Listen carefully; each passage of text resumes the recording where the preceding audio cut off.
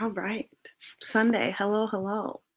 Kayla's here, but her camera's not on. So I'll wait to add her to the stream till she's actually here. But welcome to the live show for the Shelf This book club for the month of March. This month I did pick the book, and it was again The Magic by Lisa Kleypas. So that's what we're here to discuss today. I am definitely 100% in my pajamas, and I've got this like good hairdo going on, but I wasn't gonna get ready just for you guys, so sorry. But yeah, I'm excited to talk about this one. I will spoil that this one did go better than the last time I picked the book for book club, so I'm excited to talk about it.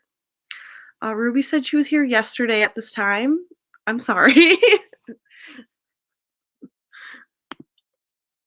Hello. Did you read the book, Ruby? I'm trying to think if I saw you in the chat at all. I know that you were reading the spoilers, but sometimes you do that even when you didn't read the book. So yes. Maybe my romance picks are better than my mystery picks, even though those are like my two favorite genres. Oh, it looks like Kayla has arrived. Hello, it's so dark in here. My friend. That's how mine always is. I feel like I'm always backlit, so I look silly, but it's because this is my brother's computer and the window's there. Story of my life. But here I am. Welcome. I'm so happy to discuss this with you and everyone else. And Ruby said she did read the book. I started this literally right at the beginning of the month and finished it yesterday. So I read this fairly slowly, which I don't know if that helped or hindered my experience, but should we jump right into what we did? Well, I'll pitch the book. Should I pitch the book first and say what it actually was? I already said what it was, but we read Again the Magic by Lisa Kleypas, and it is essentially, I didn't realize it was going to be a 2-for-1 romance because the back doesn't really say anything about, is it Olivia and is his name Gideon, right? Yes. Let's get names straight. I didn't realize that was a thing, but the main romance in this is between McKenna and, I still don't know how to say her name because I said it as Aylin the whole time, but I know not everybody said it that way. But it is a second chance romance with a differing class situation. Yes. Historical romance. And I thought it was great. But then we get another romance that is basically like a widower and a rake. Is that how you would describe that? Yes. It was way more of the stories than I thought of this story than I thought it was going to be. Like, it truly was about both of those romances, I thought. Yeah, because the middle felt more, most of it felt more like Livia at a good point. Right. So. And I read because I bought the next two books, obviously, because why wouldn't I buy more?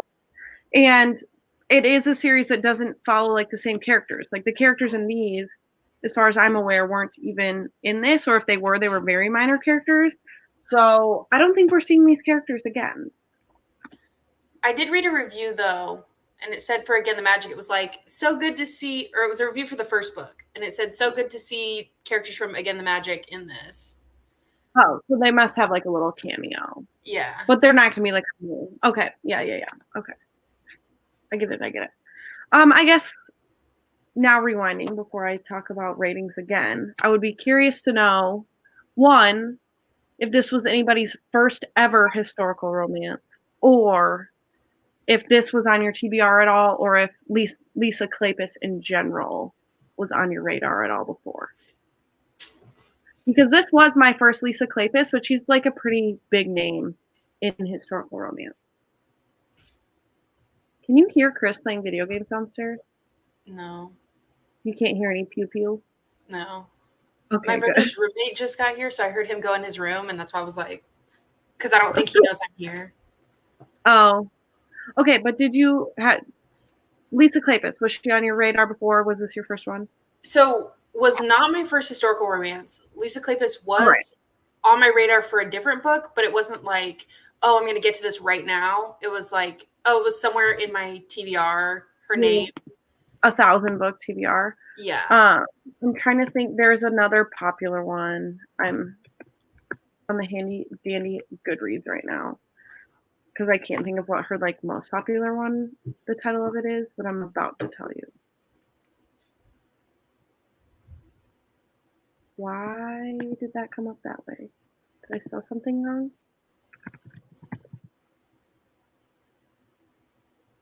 I don't know how to spell. The one that I think the most people have probably heard of is called. God damn it. I keep clicking on the wrong thing. Because I think Devil in Winter, which actually is part of this series. What Why colors? do people read historical romance all out of order? I mean, it doesn't really matter, but a lot of people read that one. It's technically the third, so once I read these two, then I'll read that one. Okay, let's catch up on these. I just want more Gideon and Lydia. I mean, I was pretty satisfied with where their storyline went in this one, I guess. This is my second finished historical romance. I have DNF 2 other historical romances. Very curious which ones you DNF, if there anything that I've read. This was my first historical romance with spicy scenes. The only other historical romance I've read is Lovely War. Okay, first of all, I did not know that this was like straight up we were going to be spicy right away. And like some people, I feel like in romance in general, you don't know until you read an author like how steamy they're going to write. And some are just like one steamy scene. This was like pretty steamy throughout, I thought. Especially, I don't know what year this was published. 2004? And wasn't that the last book in the series published? I think so. Right. I think she wrote the rest of the series and then went back and wrote this. Because let me check the publication of this. Because maybe this is technically. Why? Maybe not. Because this also says 2004. Oh. So maybe they were written in this order. Yeah, and then this is 2005. Oh. So maybe the first book was published and then book 0. Yeah. And then she moved on. I'm not sure. Now that you say that. Okay. What did you rate it? I gave it 5 stars. Oh, you did? Yeah. You went all out. Because, well, okay, I think I loved it so much because the last like 4 or 5 books I read were 3.5s. And so I was like, this is amazing. I'm having a great time, 5 stars. Now, that does help. The like spicy jargon didn't hit a lot, but it hit enough. So I gave it 4 stars, but like it was a 4.5 when I ran it through Compile, but I never round that up, so it got 4 stars on Goodreads. But you'll know that also the last historical romance I read, there were cringy like spicy scene quotes because I was sending them to you, and I 5-starred that one. So I think it's just like I can look past it because it's like it's funny because of like the old school language that they use. So it's like so cringy, but I also love that it's cringy. Like I love it for that.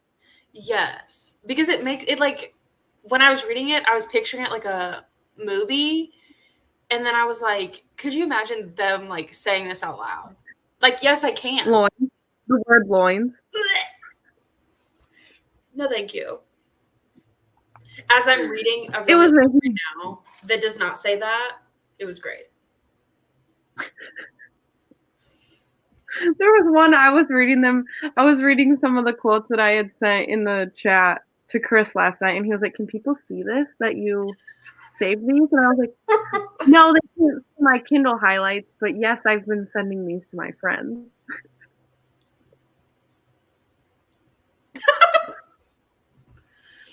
Spicy jargon. Stop. Yeah, because I think one of the ones I yikes. One of the ones I sent was like, he spurted inside her. Yikes. Okay. I mean, where to go from here in terms of discussing this? Like, I'd like to just discuss like the first little section before McKenna got like sent away. Okay. Because this started fast. Yeah. Because I was like, invested immediately. And see, I wasn't. Like the first chapter, I was like, we're moving too quick. And then I got it. Yeah. I mean, there was a ways to go from there. Mm-hmm. And also they're like, by the time he comes back, they're definitely like older. Yeah. I do think in historical romance, though, it's funny when they're like 25 years old and they're like, I'm a spinster. No one will want to marry me now. I'm way too old. And I'm just like, but back then it was because everybody be getting married at like 18. Yeah, because they were going to die at 30. Right. I read the ones you sent to Connor over brunches. Yeah. Honestly, I must have blacked out during the spicy scenes. It's one of those where a spicy scene either needs to be like perfectly written or funny. Like it can't just be like middle of the road or I'm going to be like, why is this here? Mm-hmm. And this delivered in the funny, so it's fine.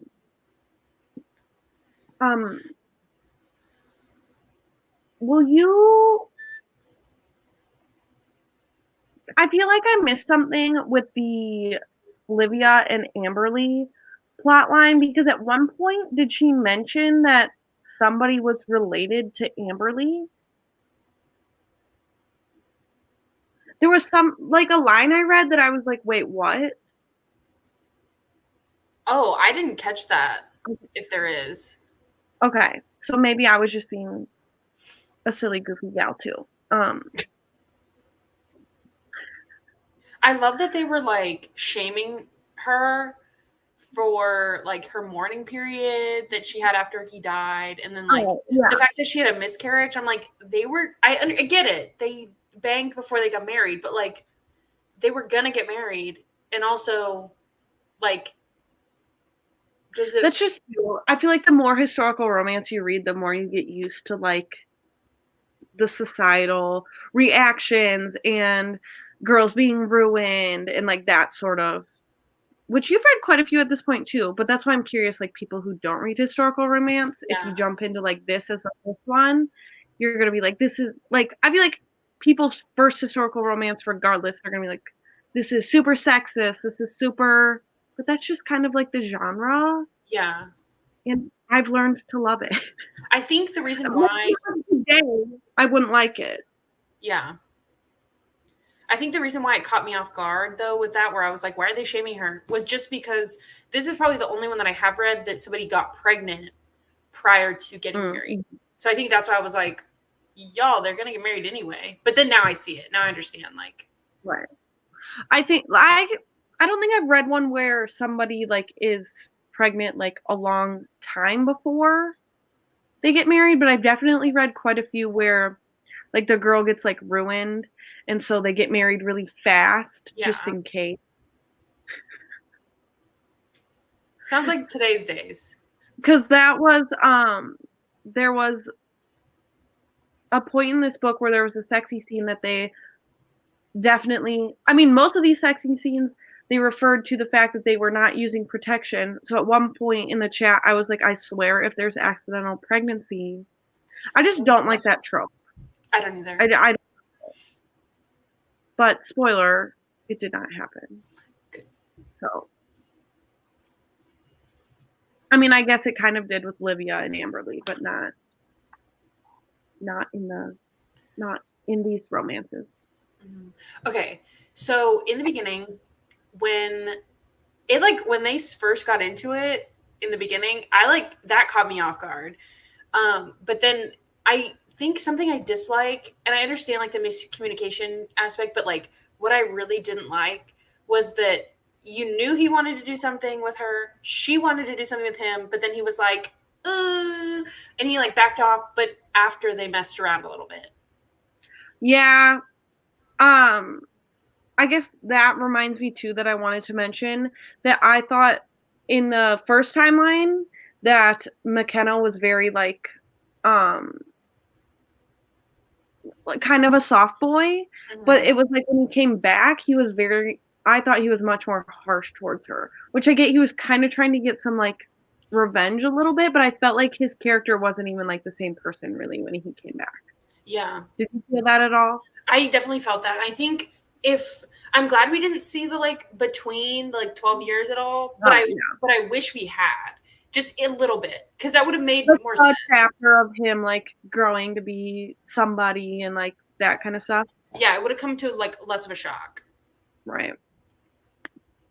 Hello, welcome, Rylan. I laughed when he said that. I was laughing. It was great. The biggest thing for me was the semi-dubious consent. Yeah, like a lot of like no, but yes, keep going. Yeah, words were not matching actions, so I get that.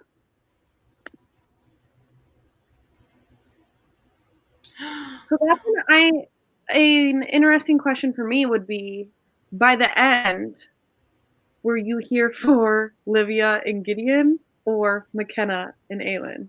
Because by the end, I was like, Livia and Gideon. Like, okay. Like, do better for her. Like, please come back. This 6 months has to go well. Like, I loved how their story ended, to be honest. So I did too. I was here. Go ahead. Oh, I was just gonna say, I was here for Livia and Gideon, like the whole time. Like I was ready for it. And then halfway through the book, I was kind of tired of Aelin like hiding her secrets and not telling him or not doing anything, that I was just McKenna. I was just Team McKenna by himself. Team McKenna / your name. I was here for it. That's fair. Yeah. I want to circle back to the conversation about her like leg situation, but yes. I really liked the like letter writing aspect at the end of Livia and Gideon's, because I just thought they were gonna like not talk for 6 months, and I was like, that's not gonna work. It's not gonna work. Mm-hmm. But the fact that they were like writing to each other the whole time, my heart, it swells. Yeah, like iffy characterization to me on the little switchy switch. And that's why I was so happy about getting Livia, because they were equally just interesting. Yeah, I guess that's like, do I think that Aelin and McKenna would have even been compatible now if they didn't have the history? I don't know. I don't think so, honestly. Yeah. I wasn't like completely on board with McKenna, I guess. Like I wasn't like swooning over him. I did like this was them, right? When they finally it was. When they finally like hooked up and they were in Gideon's room, and then she like fell asleep, and then Gideon came to the room. And Gideon was like, I've seen him like much more with women, much more scandalously, but like this seemed intimate, you know? Yeah. I liked that little scene. Listen, this was a low 3-star for me, and I wasn't really rooting for anyone.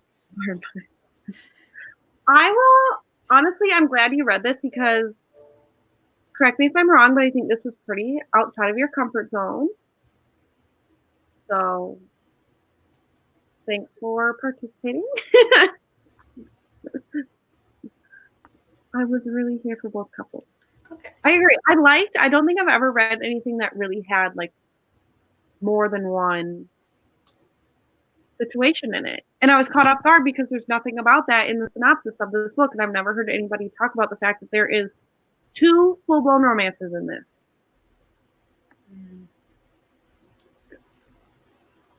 Oh, yes, I appreciate that as well. Because she was like, I don't want you to stop drinking for me. I want you to stop because you should stop and want to stop so that you don't resent me for it forever. So, yeah, I like that situation again. I guess I didn't really tab this. I was highlighting. I own it, but I did end up reading most of it through my Kindle just because that's more convenient to hold. But I did see that Rylan tabbed it quite a bit when she posted she was done. Okay, yeah, let's come back to her legs conversation. Aylin's secrecy towards her legs, I think, shows her naivety towards men. I can't think of a single dude who wouldn't smash a beautiful and witty woman because her legs are bumpy. Yeah, I definitely think that she thought she had to be perfect, but it's like they already had. To me, their connection was more of like because they were like childhood friends to lovers. Their connection was more than just a physical thing. So for her to think that he was gonna like not want her because of scars, basically, I think she was a little bit too in her head about that. But I think she didn't have faith in him. Yeah, as a person. I think that that's something that in this society makes sense. Like, oh, I'm not beautiful, I'm not perfect. Like this amazing guy won't want me. But like now, it's like you realize like if you're bumping and grinding, like the fact that he can get it up, like you're already winning. Like he does not care. Like so I think that shows that another like historical romance aspect to this. Yeah. I mean, it's beautiful with the tabs. I love that he was healing for himself, not her. Absolutely. I feel like Gideon and Livia felt more like cozy and intimate in a way than McKenna and Aylin did. There was more to McKenna and Aylin's because of the history. And I was just really excited for Livia because of the Amberly situation. Yeah. Like, I just was rooting for her so hard. Like, I love this for you. You grieved for so long. You miss your husband. Like, you were completely fine. I mean, I guess they were never married, but you were completely fine, like, never having another because you love this man so much. But then to see her, like, find something new, I was just like, yes. I feel like the reason why Livia and Gideon felt more cozy and intimate was because of that. And the reason why McKenna and Aylin didn't was they just felt like because they hadn't seen each other in so long, there was just like that disconnect that didn't hit. Like their reuniting didn't hit. Yeah, there was more will they, won't they with. They're just two completely different like tropes of romances. Like Aylin and McKenna were so much more like will they, won't they? But Gideon and Livia had a lot more like just things they needed to overcome emotionally to be together. I don't know. Yeah, I really liked Livia as a character. Not going to lie.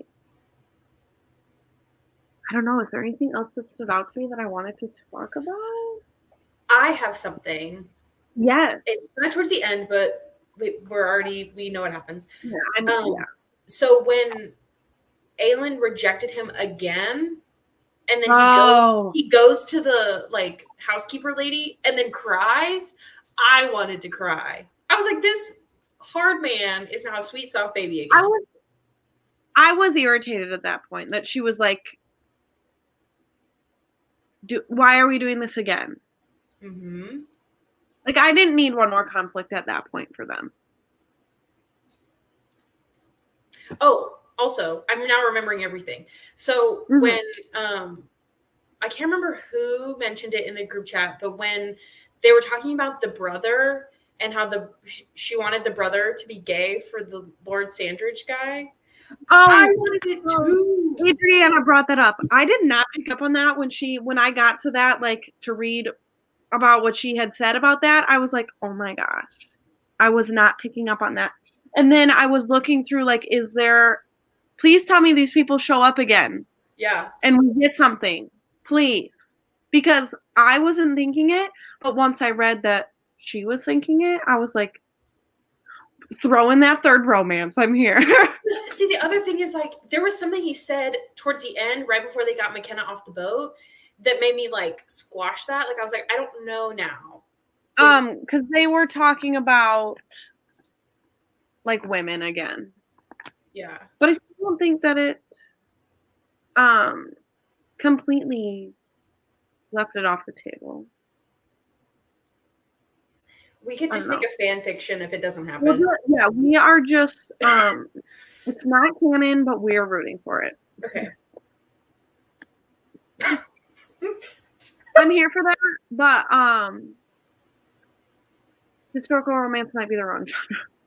Yeah. Unfortunately. I have read a gay historical romance, though. It was like, there is some.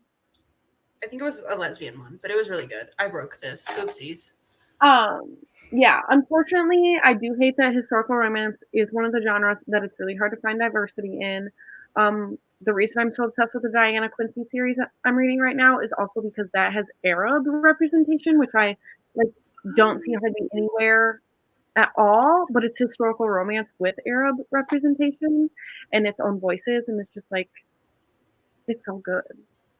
Not to get off topic about another series, but if anyone wants to try another historical romance after this, read, what's the first one called? Her Night with the Duke by Diana Quincy. I'm starting the third one in that series this week. I'm pretty sure it's not happening. I think the brother is a love interest in one of the series. Which one? Let's see. What's her name? It is. He is. In this one. In the second one.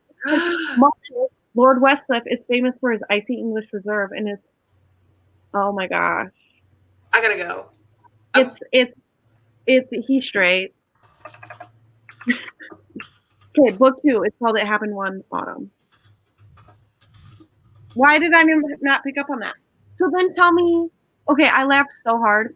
Adriana, Kayla screenshotted your update when you marked this one as want to read. Who the hell is Annabelle or something? Because it's not the same characters.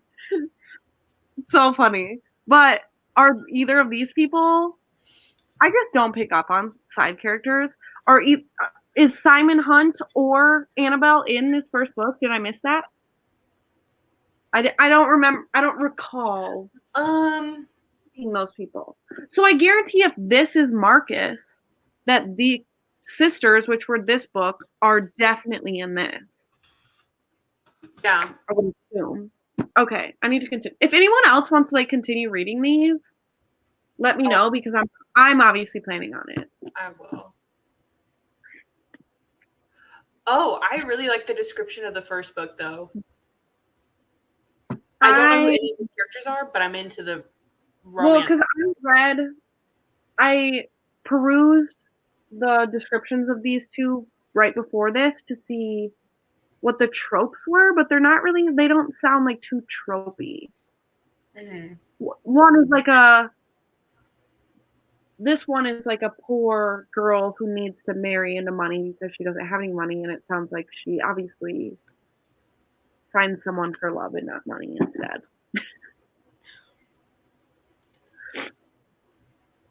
Yeah.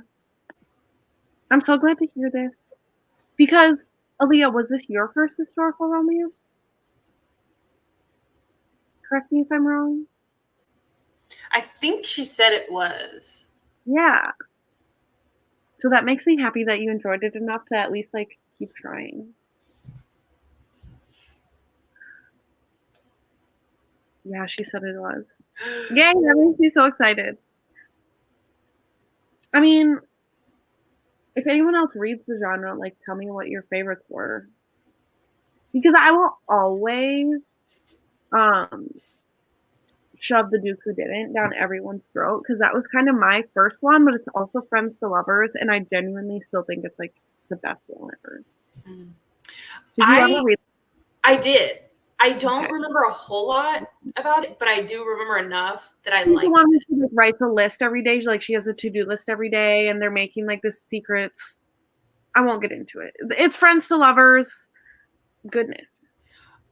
I And need he to read the second book in the I need you to read The Prince of Broadway, which is the okay, second, yeah, because you told me it was better than the first one. so much better. I'm so good. I loved the guy. The guy was it for me. What if you remember, like what are the tropes of that book? Um I Because guess the first one is different social class. yeah. So this one I guess is like mentor slash rivals. Oh, okay. Because he's like teaching her how to run a casino, but they're also like don't like each other. I remember who the characters are now. Um, okay, sure. I have the Enemies audio. to Lovers is not top tier for me like it is most people. I have the third book on audio, so I'm gonna get to that soon. Okay. I've never tried to do a historical romance on audio, but I know like a lot of people say they're really good on audio. Maybe I I should try. whatever the historical romances we read for, or I read that I think you had already read for the second round of Squash That series, I listened to them. The last one's the Wallflower Wager. Was the third one. Oh, the Tessa Dare one. Yeah, I listened to all three of those. Oh, really? Yeah. Those are the ones though that I read so fast. Remember, I read the second one in like 2.5 hours, and I was like, "What?" On? You're like, I gotta know. Right. Did anybody listen to this on audiobook? Because now I'm thinking I'm not sure that there even was an audiobook for this book. I'm not sure if one exists. That's what I'm looking up quick. Oh, okay. Aaliyah said she listened to it on audio. If you have Scribd, there is a lot of historical romance audiobooks on Scribd. I still need to get my free. Oh yeah. There. Right. You need to time it right when you're like, yeah, I'm only going to use, like, have a lot of time to get to it. Because I did the Kindle Unlimited subscription, and now I'm like, but I'm trying to read the books I own. I don't want to read Kindle Unlimited books right now. Yeah. I'll probably have to do it this summer. Like once we move or something. Yeah. I mean, it would be a good month because you can get audiobooks on there, so it would be a good month to do it like while you're moving. Mm-hmm. Because you know, listen. But I'm so picky with audiobooks. I listen to a lot, but I'm picky because most of the time I don't want to pick an audiobook for a book that I already own. Because I'm like, now I just wasted my money by buying this book and then I'm not even like physically reading it. Oh, right, I get what you mean. Yeah. I mean, I'd waste a lot of money on books though. Oh. Wait till you see how many books I bought this month or acquired. I did get gifted quite a few because it was my birthday, but yeah, I went pretty hard this month. I raided my old bookshelf when I got home and I grabbed all the books I hadn't read yet. And so now there's like piles and piles of books in my bedroom at home. And I'm like, I can't take all these back with me. And I planned on reading them, most of them while I was here. Haven't. That's usually how that goes. I usually save my audiobook listing for nonfiction because I'm not good at reading those physically. Yep. I just prefer nonfiction that way. And I do think it's like one of the only genres that I enjoy more is audiobook. I definitely feel like I've ruined books for myself by listening to the audiobook instead. I just genuinely do like physically reading. Like I like picturing the voices myself. And I do think that like, especially a romance, if it's not like dual narrator, I don't know. In fantasy, I just like can't picture a world. I struggle with audiobooks. I've talked about it 100 times. Mm-hmm. Okay. Do I have anything else to say on this? I don't really think I do.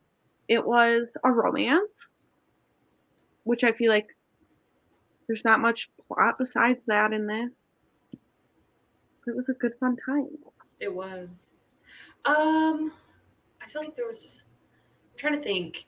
I liked how the brother took over the dad's job position, but was not as awful. I was happy that no offense, was happy that the dad was no longer around in the second timeline. Mm-hmm. Because the brother still was trying to, like, be protective and make sure his sisters weren't being, like, ruined or, like, talked badly about, but he was a little bit more, like, lenient about them being alone. Yeah. He was like, you probably Like, should, but I don't care. we're grown, we can make our own decision, even when he was like, I can't let my sisters be. So, yeah. I do think that was the only way for it to, like, work. Mm-hmm. Oh, I did want to talk about the fact that, like, McKenna and Aelin be fooling around outside. Yo, it's nasty out there. What are you doing? You're gonna get an infection. We're having a Tessa Bailey moment in this book. Is this where Tessa Bailey got her inspiration for not in a bedroom activities? Maybe. I don't know. Maybe. I feel like, and there isn't in this book, but in a lot of historical romance, there's a lot of, like, steamy scenes and, like, carriages. Like that a lot. You know what I mean? Like, because they, like, get in their little buggy and their horse and then, like, have to get somewhere. So I feel like a lot of sparks fly in carriages in this genre.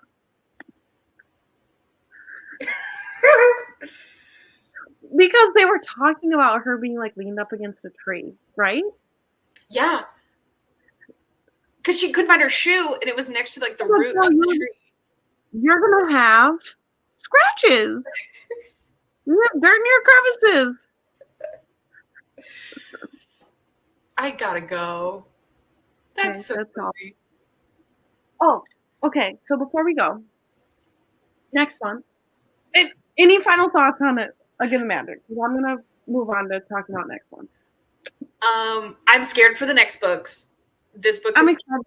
I'm scared but excited. Yeah, that's a good thing. But I love this one a lot. I feel like the other ones are gonna live up to my life. I do feel like most historical romance series that are especially as long as the series are, there's going to be hit or miss books, but, like, overall I'm going to be like, I recommend the whole series. Mm-hmm. That's how I feel like this is going to go for me. And I'm glad that Lisa Kleypas ended up being an author I enjoy. Because there's been some I've been disappointed by lately. Okay, but next month, I did just talk to Sarah. So next month, Sarah from Sarah's Shelves is hosting, and she chose If Only I Could Tell You by Hannah Beckerman. I still don't completely know what this is about. I know it is like a family drama. The back of this is a secret between two sisters, a lifetime of lies unraveling. Can one broken family find their way back to one another? So it's going to be like a family drama. I'm excited. This was a Book of the Month pick. It is still available on Book of the Month, even though it was a long time ago, September 2019. So it is still available on there if you acquire books that way. So I think this is something different. It's not too long. I'm excited for this one. But I think we discussed the live show for that being on the 24th of April, if that's a Sunday, whatever that Sunday is, the 24th. So this is next month, and then the following month, we are reading Portrait of a Thief, which if you haven't grabbed a copy of that, shoot your shot on NetGalley. Yeah, I did. I was the only one who lost. Did you not get it? I'm literally still pending. I'm sorry. I put that request in like 2 months ago when we announced this book. I wonder if you requested it too early, and then they started approving like later. And they just didn't go back as far as you. Well, because Ruby already had it when I requested it, I think. Oh. And then, like, we were talking about it, and then Ashley got it the next day. We have like a 35% ratio and got it. I'm looking at my literal 80 and crying. Whatever. Megali hates me. Okay. Okay, but those are the upcoming plans, so I'll see you then. And thank you so much for joining and reading this book with me this month. For my birthday. Yay! Okay. Peace.